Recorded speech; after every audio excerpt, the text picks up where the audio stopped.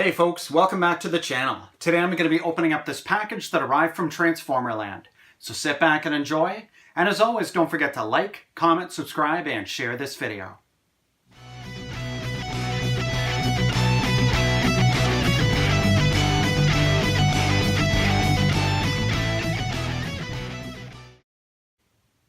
Hey guys, I'm here from Transformers and Video Games, and welcome back to the channel. As I mentioned in my intro, today I'm going to be opening up a package that arrived from Transformerland.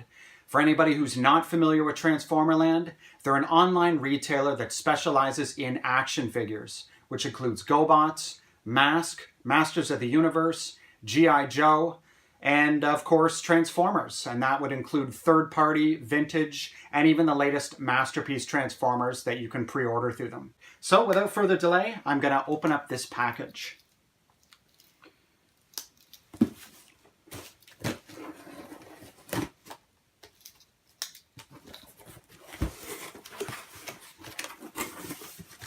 Alright, so first thing I'm noticing inside the box, there's a good amount of packing paper here, which is always nice to see. Just going to start removing that.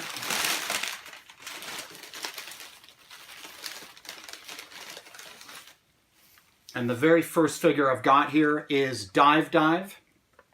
This is mint unsealed card. Of course, it's a GoBot. I've got some good memories with this figure. I remember I had Dive as a kid. Not sure if mine was authentic or not, but I used to have a lot of fun playing with this figure. So it's nice to have this back in my collection again.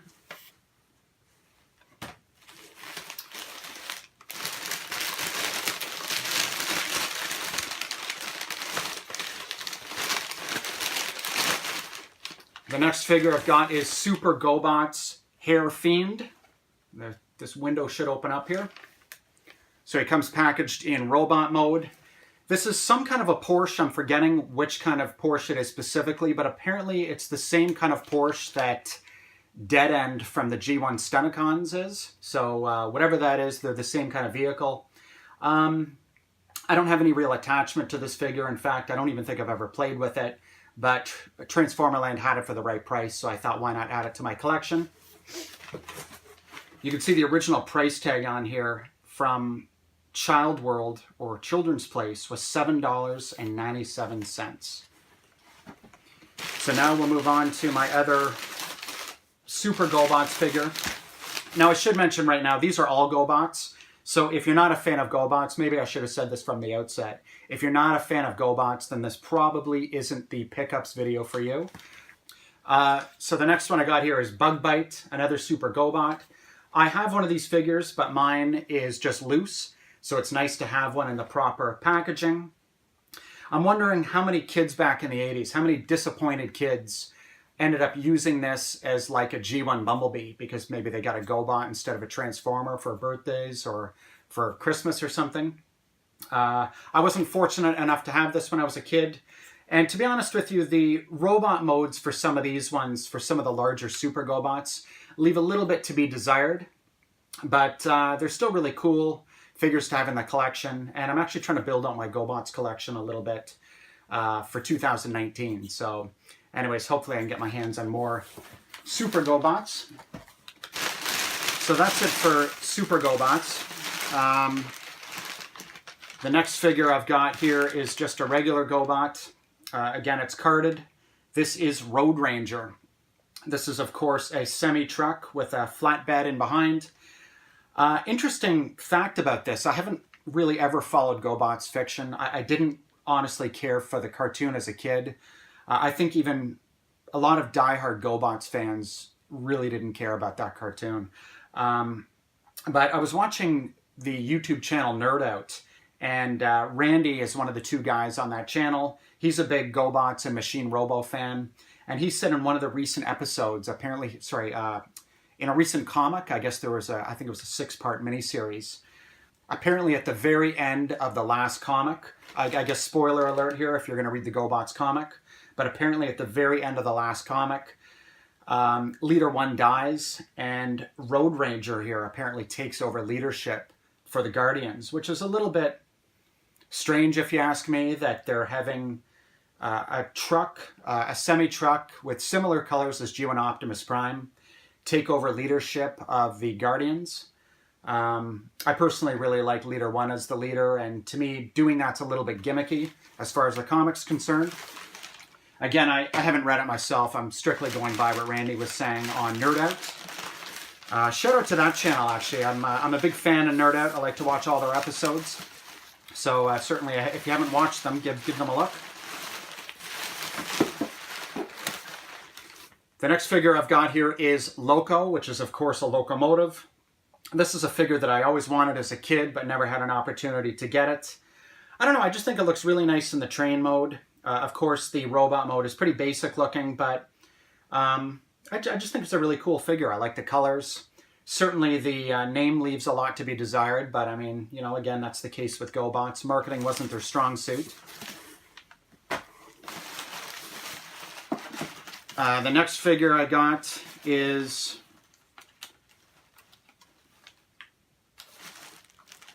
Twin Spin.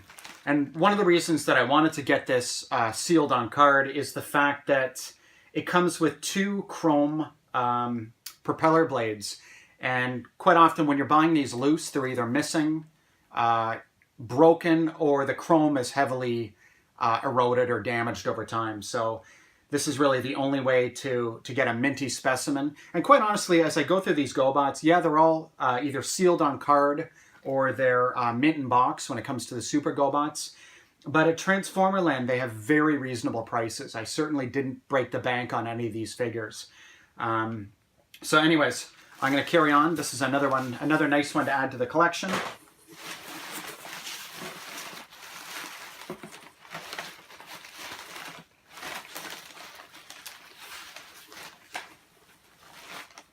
The next figure I got here is Crane Brain. This is a pretty cool figure. I watched a review on this recently that has some stop motion elements that I thought was excellent, and it kind of inspired me to pick this figure up.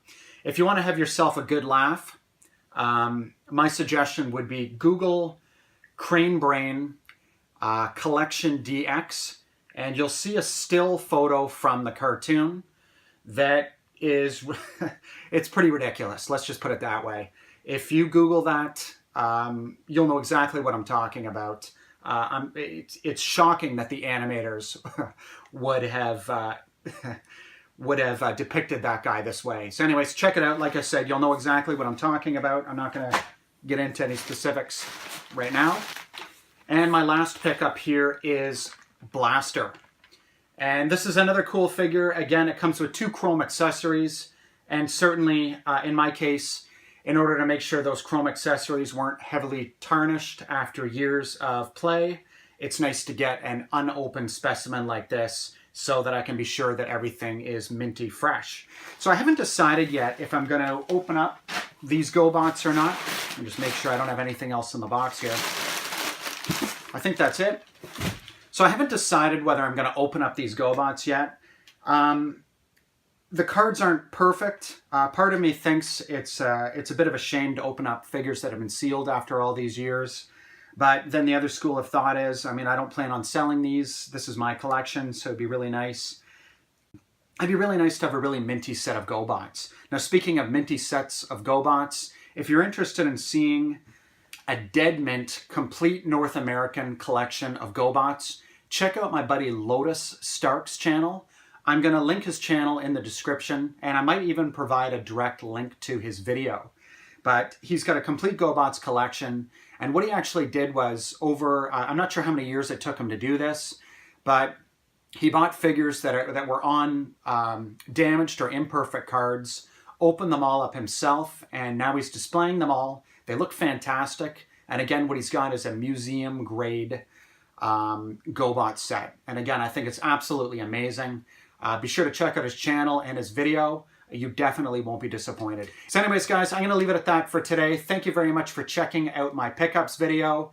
If you like what you see, I highly encourage you to check out Transformerland.com. They're a fantastic online retailer. As you can see here, they ship the items with a good amount of packing paper. There was some bubble wrap and sort of foam wrap in the box as well. I don't know if the camera was picking that up or if you're just seeing my face, but things are packaged really well. The shipping is fast, and everything arrives in the condition that you would expect it to arrive in. There's never any bad surprises.